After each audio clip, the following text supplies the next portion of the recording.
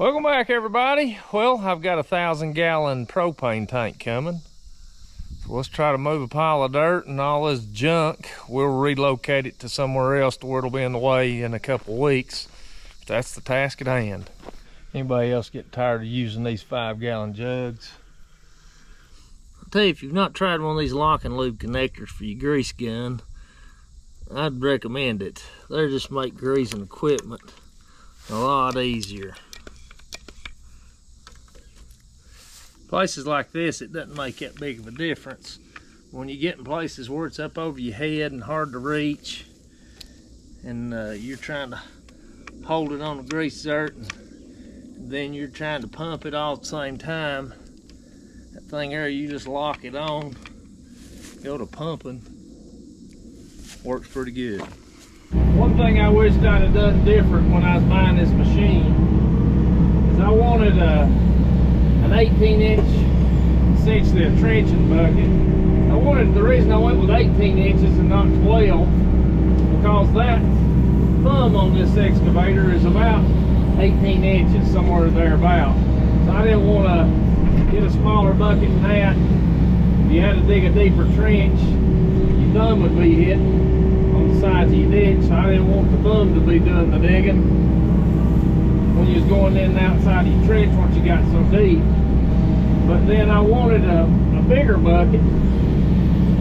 That way when you're moving material like this, or if you're digging a big hole, that way you can move more material.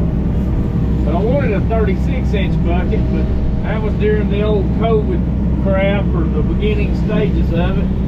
They said it was going to take 3 or 4 months for him to get a 36-inch bucket, so I went ahead and settled for a 30 because I had work that I need to do with it. But I wish I could have waited and got the 36-inch bucket.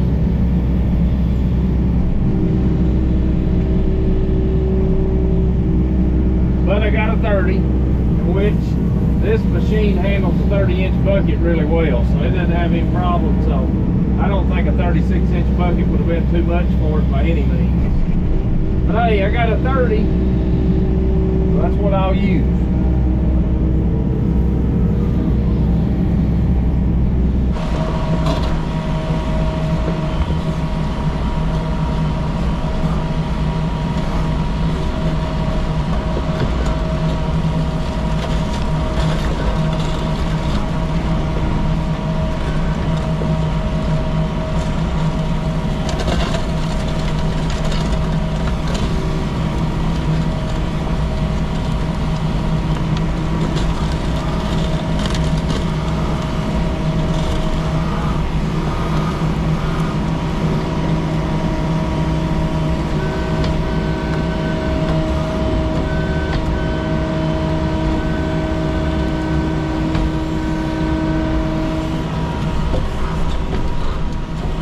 Never run an excavator before, I'll show you what the toughest move, in my opinion, running an excavator is to carry out.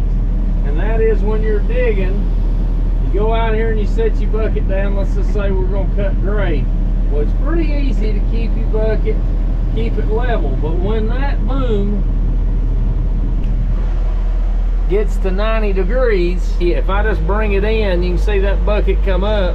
So when I'm bringing that in, I've got to be pushing this down and keeping that tip curl down to where I can keep it on grade. So if you're a newbie at excavators, that's one skill you'll have to practice a little bit.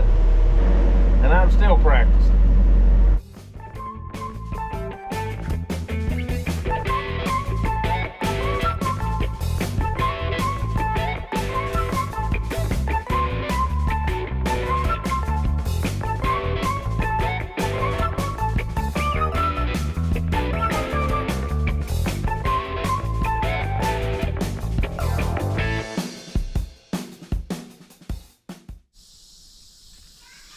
All right, this hole has got to be 20 foot long, 5 foot wide, and 5.5 foot deep.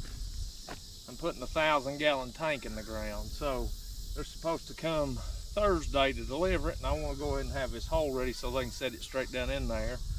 But let's see if we can dig a big hole and dig it on grade.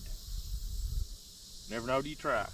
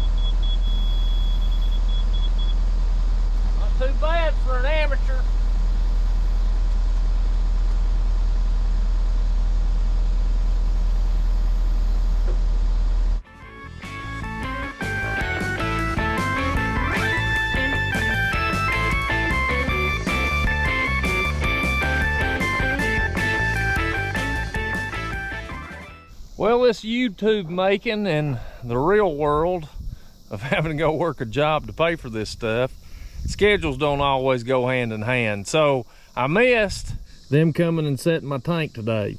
I had some appointments this morning, so I missed them when they came and set it, but he called me once he got it down in there and said he had me fixed up. I asked him, I said, how did my hole work out? And he said everything worked out good. He's able to set it down in there, put a level on it, and it checked out level, so he didn't have to move it around and have to get in there and shovel out from under it. So I guess we got lucky. But if you'll notice down in the bottom here, there is a what they call an anode bag, and that I'm no expert here, just going off what his explanation was when I asked the driver what exactly that was. And that is basically a decoy. The ground's got electric current in the ground, and so that basically will draw that electric current to that bag to keep it from attacking your tank and sort of, you know, decaying your tank over time. So that's what that is. So comes out of that bag, comes up, wire comes up and hooks to the tank. So basically that electrical current, it'll draw it to that versus drawing it to this tank. So all we like doing here now is I went ahead and told them to put me on the schedule to come fill this thing up. That way I can keep that from floating out of the ground.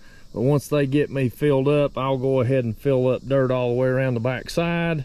And then he went in and hooked the poly line up, and then I'll have to trench it over. And then he's already got me a regulator over there, but I will put a sleeve around that where my black iron pipe goes through the house. That way that mortar, when they come back and put my stone on, it doesn't have a, you know, doesn't have a way to basically react with that pipe and that mortar, you know, and hurt me on that regard. But this line can wait. I'll make sure I got everything sort of situated where I want it, and then we can come back and hook this up, you know, one of the last things to do. But we'll get it backfilled, and then we'll be ready to run a line, and we'll have gas to run through this thing.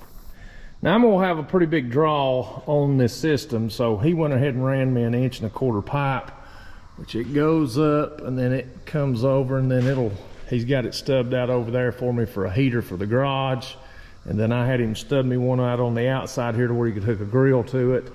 But then inside we'll have a fireplace, have a gas stove, have a gas tankless water heater, and then I'm gonna do a dual fuel system essentially. I'll have a heat pump, but then that emergency heat will be propane if it gets down real cold. So had to run plenty of gas line in here to where we had plenty of volume to be able to handle all these things if we were to crank 2 or 3 of them up at a time. But I think he's got me sized pretty good, so we shouldn't have to worry about it.